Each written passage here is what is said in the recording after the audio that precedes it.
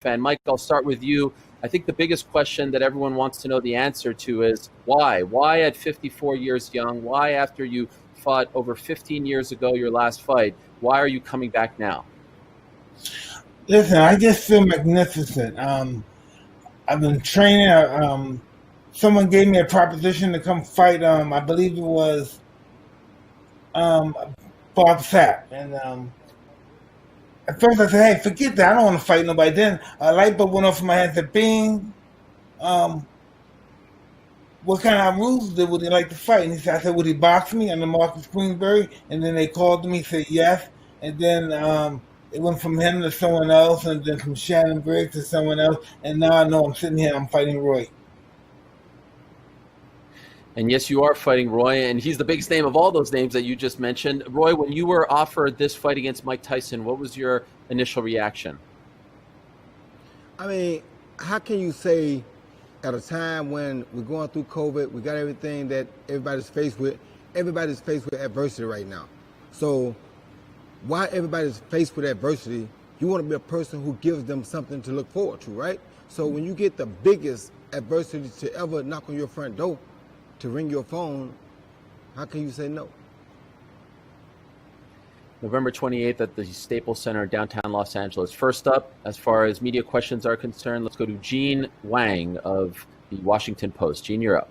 Channel's called Viral. Hey, Mike. So I wanted to ask you about your last fight, which was in Washington. Make sure to subscribe to my YouTube channel. Mine's called Viral. What do you recall from that night? Not so much the fight itself, but kind of the aftermath of that fight, as you're leaving the ring. Kind of what was going through your mind at that point, and your future. I was happy to leave the ring, man. I dread even being in the ring at that time. I was fighting just for financial purposes and stuff. I was on a whole different. I was on drugs back then. I was a whole different person back then. You know, I have the desire to do this now and the will to do this now. And that guy that was in Washington D.C., he was just a ghost of me. I'm just ready to do this stuff, and I'm feeling really great. And I don't want to. I want the world to see how great I look.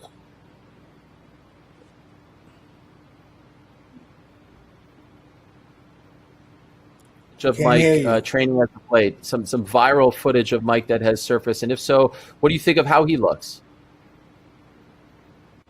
Who, me? Yeah, to you, Roy. Oh yeah, I think he looked awesome. I mean, he looked very good. I was very proud to see him be able to bounce back the way he did, because most guys at 54, they start to count themselves out. And you got to think about boxing. When I came along at 32 years old, you were considered an old guy. You couldn't box no more. Now to see Mike be able to hit the pads and hit the body bag the way he's doing it, I mean, it's phenomenal. It's crazy. But we're freaks. That's why this is such a big thing. We're two of the most explosive guys to ever touch a boxing ring. At 54, I would watch him beat the mitts in the bag more rather than any other young guy right now, because it's so exciting. And at 51, I'm so fast that people are looking at it and saying they got to be speeding this up. No, they're not. But when you got two legends like that, how can you not get right? He inspires me just by how hard he's working and how much he's preparing to get back in the ring. And he's 3 years older than me. So if he can do it, why can't I? I know I'm smaller, but it's what it is. Harder than anything. Exactly. All right, next up, we'll go to Stephen Keating of Reuters. Stephen, you're up.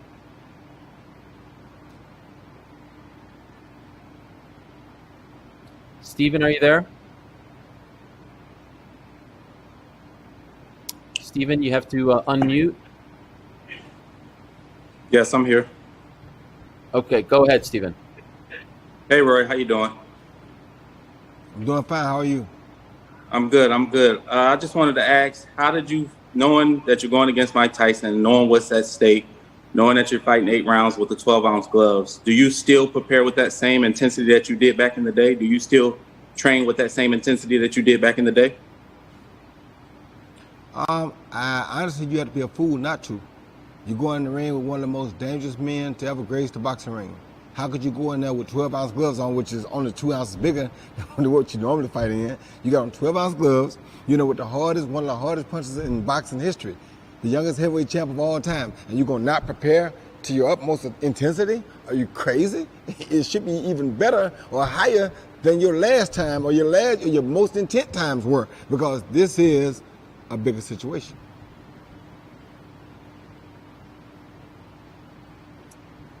All right, Stephen, thank you very much for the question. Let's go to my good friend Andres Ferrari of ESPN. Andres, you're up. Thanks, Ariel. For both of you guys, how do you train for this fight compared to what's the biggest difference for training for this fight than when you were actively fighting in the sport? And are you doing any sparring before you go in the ring? I'll be first.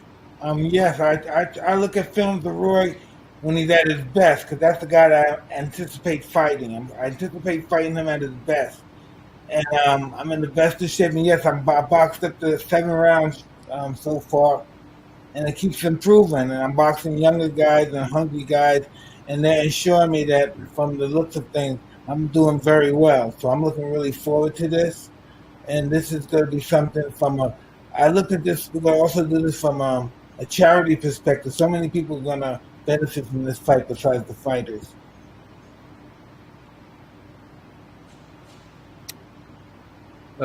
Roy, do you want to answer that? What the question was again? It was just, how are you preparing for the fight? And are you sparring? Well, I prepare like I prepare for any other fight, because it's like you're fighting the great Mike Tyson. How can you not be prepared for that? Secondly, yes, I'm sparring. You better be sparring. I mean, how you gonna be able to dodge punches if you're not getting them thrown at you not in training? So it'd be stupid to not spar when you're fighting the hardest punch you probably ever gonna face in your life. How could you not spar? You better be sparring and getting ready, and the guys you spar with better understand that you're sparring. All right, next up, Manuk of the Los Angeles Times. Manuk, you're up. Hi, everyone. Thanks for taking the time with the press conference today. I actually spoke with California State Athletic Commissioner Andy Foster, and he described this fight as a straight exhibition, going to be hard sparring. This question is for both Mike and Roy. How do you guys plan on engaging in this fight, knowing that it can't be a real fight because it's Ray Corona's job to separate you guys as soon as it gets heated? Listen, I don't know what are you talking about? What's not a real fight? You got Mike Tyson and Roy Jones, and I'm coming to fight, and I hope he's coming to fight, and that's all you need to know. First of all, if you think you can go in the ring with Mike Tyson, the last guy that did an exhibition with Mike got dropped in the first round. And if you don't know that, then there's something wrong with you. So who goes in the ring with the great legendary Mike Tyson and think, oh, this is an exhibition? 12-ounce gloves, no headgear? Really? This is an exhibition? Come on, bro. Be for real. All right, up next, Ollie Salt of the Daily Star. Ollie, you're up. I've got a question for Mike. Mike, given you're obviously considered the puncher in this fight, were you disappointed when it was changed to 2-minute rounds?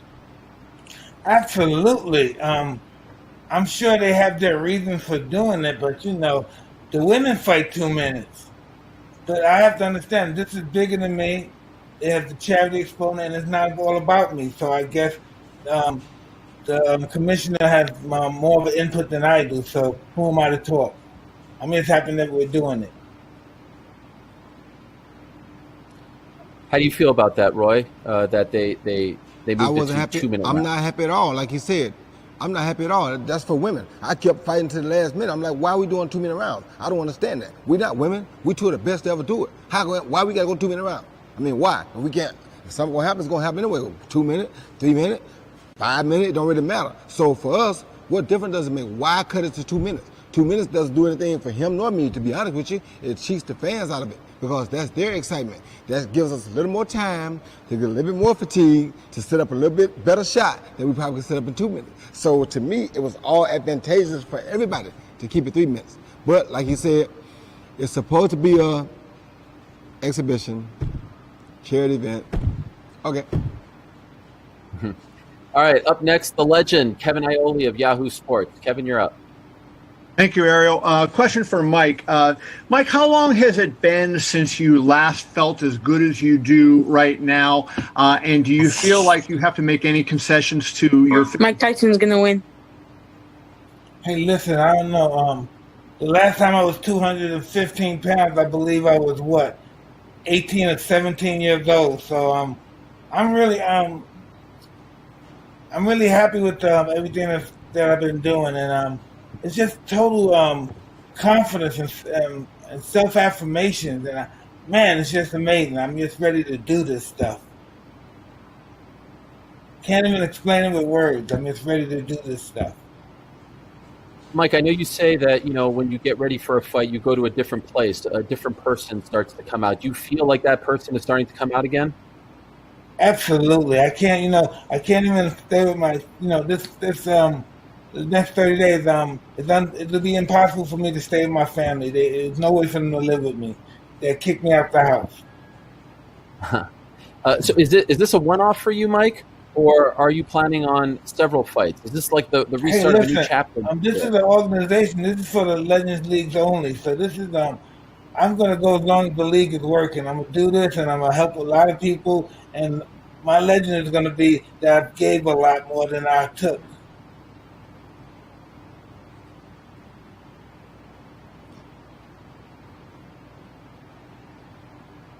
Sorry about that. Roy, what about you? Is this a one and done, or do you plan on continuing to go after this fight?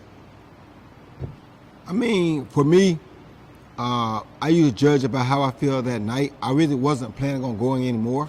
I thought I was done. But when you get a call from Mike Tyson's team say, hey, Mike want to fight you, that's bucket list material.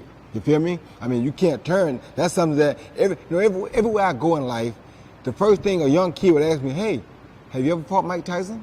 And I don't know why they used to always ask me that, but their kids' first question is, have you ever fought Mike Tyson? Now I don't have to say no more. I'm so glad to get this opportunity because now I can say, yes, I did. I sure did. And that will happen. And guess what? Tune in 28, you'll see how it go. Yes, it's November 28th at the Staples Center. Okay, Kelsey McCarson of Heavy and Bleacher Report, you're up. Thanks, Alani. Mike and Roy, this is actually for both of you guys. Floyd Mayweather had an epic rant about there's too many sanctioning belts, too many sanctioning bodies involved in boxing. So I'm wondering why you two guys, two of the biggest stars in the sport, are involving the WBC in this, and so like why involve them at all, or any of the alphabet organizations? Why is that important? First of all, I don't give a damn what nobody say. It ain't got to do with me. I don't give a damn what none of them say. I do what I do. My business is my business. I don't care what he and nobody else say. This ain't got nothing to do with him. So he can stay over there in his lane and do what he do. Let me do what I do. Secondly, when I was fighting, I wasn't like them. I went and got every belt possible that I could get in my weight class at the time. And Mike did the same thing. We come from the old school. It wasn't no talk about we'll take this. No. We want every belt you got. I don't care what kind of belt it is. It could be the Joe Patty Seafood belt. I want that. I don't care what it was. If you had a belt in my weight class, in my prime, I wanted that. So right now, you think you want to see me perform, you put a belt on the line. I'm sorry, but it's like drugs. I just can't say no. You offer me a title, you got me, baby.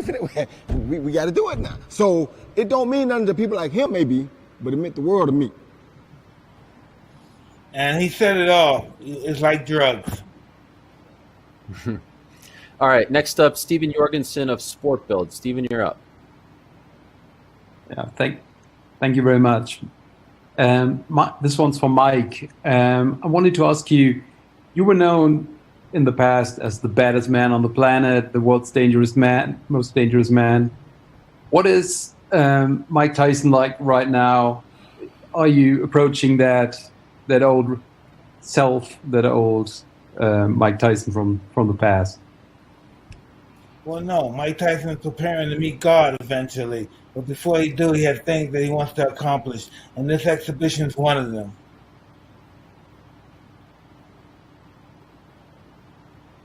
All right, thank you for the question. By the way, Mike, could I ask you, I've seen you work with Rafael Cordero, the great MMA trainer. Will he be your head trainer going into this fight? And why did you pick him? Of all the coaches that you could choose, why did you choose an MMA coach to be your coach? Well, we choose him with my head coach, Billy White. but he's a great trainer. I'm so happy to have him in my corner. The energy that he possesses, it's such a winning idea to have him, because he's all about winning. He's a great man. I love him so dearly. I have a great team of like family members energy. It's a family energy. We ready to go to war. All right, next up, Aid of BBC. Aid, you're up. Hi, Mike. When you walked away from boxing 15 years ago, you said it was because physically you couldn't perform at the level that you wanted anymore. How physical have your sparring sessions been, and what gives you the confidence that your body will respond the way you want it to respond on fight night? Well, I'm the only boss. If you don't kick my ass, you're fired. So that's how the sparring's going. Everyone's doing their best, and if you're not doing your best to hit me, you have to go home. That's what sparring is. That's what fighting is all about. If I'm paying a guy to kick my ass, if he doesn't kick my ass, he has to go. He's fired. All right, up next, Neil Barker of the AP. Neil, you're up. Hello, gents. Nice to see you. Greetings from London. I just wondered, have the health implications of this fight crossed either of your minds? Obviously, there's lots of critics out there saying you guys shouldn't even be doing this. What precautions are you taking? How do you feel about it just weeks out now from this showdown? Me and Roy Jones superseded the physical test on all the programs they gave us. So what did that tell you?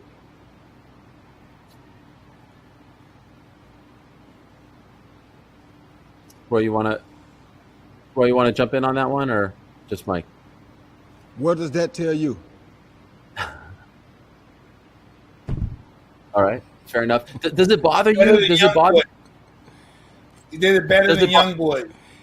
Yes, I do want to remind people WBC is sanctioning this fight. Ray Corona is the referee. Yes, it is the 2-minute rounds, but no headgear, 12-ounce gloves to both men and to the WBC. It is considered a real fight, not a fake fight or something of that nature. Does it bother you, Mike, that people are implying that you guys will just do a friendly sparring match, that you're not going to go full steam ahead? Does that annoy you? Well, no one I know think that. No one that supports me believes that. I don't believe they could even fight for that. All right, let's go to Howie of the New York Post. Howie, you're up. Hey guys, how's it going? For Mike and Roy, I'm curious. I mean, regardless of what happens next month, is there a curiosity between you guys? What would happen if you guys fought 20 years ago? Well, we talked about that. I went out to Texas. He was in Texas, Houston at the time, and we talked about it, but it just never materialized. All right, thank you very much to the media. We're actually going to get to one fan question here. Let's go to a young woman named Sarai, who has a little boxing background of her own. Sarai, you're up. Hi, my name is Sarai Brownell. I'm 15 years old. I'm a USA Boxing 12-time national champion. I'm also a part of the USA Junior High Performance team.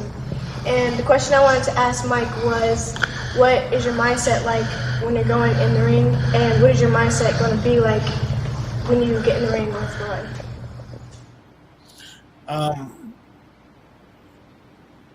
My mindset is totally bliss. This is something I've done all my life since I was 13 years old. I'm more evolved now than I've ever been. My objective is to go in there with the best intentions of my life to disable my opponent. And that's just what it is. All right, thank you very much to Sarai, and thank you very much to Mike Tyson and Roy Jones Jr. Guys, again, it is surreal to see you sitting here in front of us. We are less than a month away, November 28th, on TysonOnTriller.com, and also all over the world on pay-per-view. It's going down from the Staples Center in downtown Los Angeles. It's a heavyweight fight sanctioned by the WBC, and no headgear, no rules stopping these two from going full force. We will see who the better man is, the 54-year-old Mike Tyson or the 51-year-old Roy Jones Jr. Thank you so much for the time, guys, and best of luck to you in the final month of training. Thank you. All the best. There they are, the one and only Mike Tyson and Roy Jones Jr. Again, November 28th, live on pay-per-view. Tyson versus Jones.